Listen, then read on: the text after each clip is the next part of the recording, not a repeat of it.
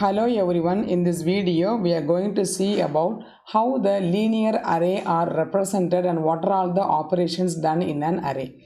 Now let us see first of all what is a linear array. Linear array is an one-dimensional array. It has only one dimension, maybe a row or a column. Let us see how this linear array is represented in memory. So here you have to just imagine memory as a collection of many addresses. Its address space is there. Among the addresses, whatever the element you give, maybe a single data or a data structure or continuous data, those data will be stored in some part of the memory. As the name implies, the linear array is stored in consecutive memory locations. For example, you assume that a base address of 1000 is in the memory in some area of the memory, and now the linear array A, the name of the array is A and the base address is 1000, you assume. Okay, now the elements of the arrays are 10, 100, 20, 500 and 600. Now this is the way the element will be represented inside the memory. So this is the index. Index is the location, first one element, second element, third element, fourth element and fifth element. They are called as an index of the array, and this is the content of the array. What does A of 1 position contain? A of 1 contains 10, A of 2 contains 100, A of 3 20, A of 4 500 and A of 5 600. Now inside the memory, every memory location is needed to store the variable or a constant. Okay, so now here this is the base address. This array is the A is the array having the base address 1000. So here 1000, in the location 1000 the value 10 is stored, which is A of 1. In location 1002 the value 100 is stored, and so on. So here we can see that the location incremented by 2, 1000, 1002, 1004, 1006 and 1008. Why? Because this is an integer array, and this integer needs 2 bytes of memory inside the memory area. So this address is given in bytes. So as integer requires 2 bytes of memory, the first element is stored in the location 1000 and 2 positions or 2 bytes are needed for the first element. So it goes to the 1002 plus 2 is 1004 plus 2 is 1006 and plus 2 is 1008. So this is the way the addresses and are arranged in the memory, and based upon the data type what we are using, the address offset varies. The difference between the two successive elements varies. Since it is an integer array, it is containing 2 bytes, so it occupying the even number of bytes, saying 1000, 1002, 4, 6 and 8. So this is the way the array is represented in the memory. So the elements of linear array are stored in consecutive memory locations, that is shown in the figure. Now let us see how to find the location of an element in a linear array. So now the elements of the linear array are stored in consecutive memory locations. The computer does not keep track of the addresses of each element of the array. That means the computer need not remember all the locations of the array. What it will do is it remember only the base address of the array. From the base address, based upon the data type, whether it is integer or character or floating point value or the date type, whatever the type of the data, accordingly the bytes occupied will be varying. So based upon the data type, the base address will be incremented, because you know that array is an arrangement which consists of similar type of data. For example, integer means only integer will be stored in the consecutive locations.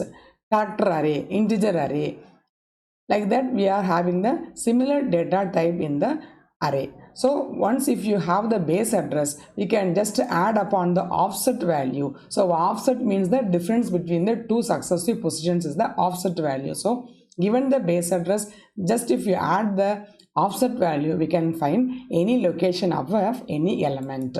So let us see the formula. We can find out the location of any element by using this following formula. So what is the formula? Location, this is the function LA of K. LA is the linear array, K is the any position, is equal to base of LA, which is the base address of the linear array, plus W into K minus LB. What is W? Is the width. the difference between the two successive elements, and k is the which position you want to find out, and LB is the lower bound of the array. So when you say an array, the array has lower bound and upper bound. So lower bound is the starting position and upper bound is the end position. Okay, so now here location LA of k is the location of the kth element of L of A. For example, if I want to find out the third element of the array, so that is given by location of LA of 3. If I want to find the 8th element of the array, means it will represent as a location of LA of 8. Accordingly, the k value changes. Base LA is the base address of the array, linear array LA, and W is the number of bytes taken by one element. That is the capacity of each. For example, integer means 2 bytes. So accordingly, the number of bytes taken by each element. And k is the kth element. So now the formula goes like this. Suppose if you want to find out the location of the element 3, that is location of A of 3. So before this, we can see this example, the same I have seen in the previous slide. So linear array of A, the elements are here. This is the base address. They are incremented by 2 because integer needs 2 bytes of memory, and this is the value and this is the index. So now how to find out the location of A of 3, for example. Okay, so here you just substitute all the values. Base of address of A is equal to 1000, and which you are going to find k, that is the location of A of k is 3. So k is equal to 3, and then LB. What is LB? This is the LB, lower bound of the array, and this is the upper bound of the array. Okay, so substituting these values in the formula, location of A of 3 is equal to base address. What is base address? Which is 1000 plus 2. 2 is the width, that is the bytes. Every position occupies 2 bytes of memory. So that is W is the width of the memory. 2 into 3 minus 1. What is 3? 3 is the k value and 1 is the LB, which is the lower bound position. So the formula gives 100 minus 2 into 3 minus 1, which is 100 plus 2 into 3 minus 1. So here 100 plus 2 into 2. So it is 100 plus 4, which is 1004. So now the element 3 is found in the location 1004. This is the third element. Okay. Now let us see the next operation of the linear array, which is the traversal. What is traversal means? Visiting each element of the array once. That is called as a traversal.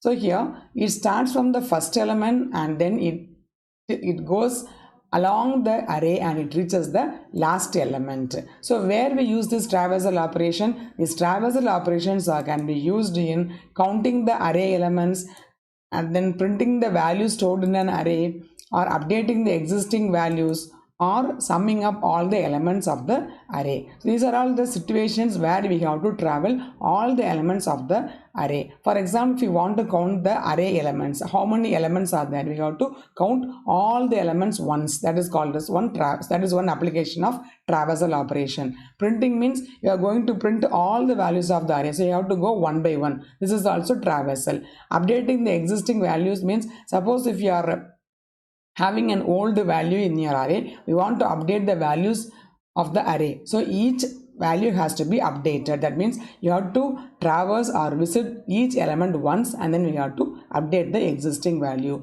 That is another application. And one more application is summing up all the element values. Suppose if you are going to add up all the elements of the array, for example, mark of all the students, science mark of all the students, for example. So you have to go to every element, add the values, and then you have to, then only we can get the final sum of the array. So these are all the situations where we are using the traversal operation. So traversal means visiting each element once. That is called as a traversal operation of a linear array. Let us see the same concept what we have seen using the algorithm pattern. So here the algorithm name is traverse. What we are going to traverse, this is the data is the algorithm, that is the array, and LB is the lower bound and UB is the upper bound. So what is the step 1? Initialize the counter CTR to a local variable for this algorithm. So we are counting and having a counter called a variable which is denoting the lower bound. That means it starts from 1.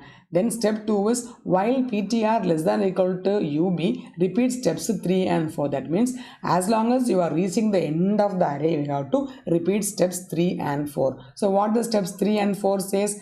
Step 3 is process the element data of CTR. Data is the array and CTR is the counter, which is the, now here is the LB, first element. Okay, and then process may be any process as we seen before, counting the elements or summing the values or perform some calculation or anything else to display the values. So whatever is called, whatever the process you have to do, the process is done for all the elements of the array. So once you do the process for one element, step 4 increment the counter. CTR is equal to CTR plus 1. That means first you have taken the first element, you have visited, you have done the operation, then you have to move to the next one. That is done by CTR is equal to CTR plus 1. We are going to the second element, then increment it, do the process, come back, third element, again you do the process, fourth element, and so on. This loop rotates, repeats and again and again as long as the ptr is less than or equal to ub. That means the pointer starts from the lower bound and it traverses all the elements and reaches the upper bound. So once it reaches the upper bound means the whole array is processed. In that case the process can be stopped. So this has to be repeated as long as the pointer is less than or equal to upper bound. So now we have to exit the array. So this is the algorithm representation of how the linear array traversal is done. Here this data LB, UB are called the parameters of the algorithm or the arguments of the algorithm. So that's all the concept of how to represent the linear array in memory and also how to traverse the linear array. And thanks for watching.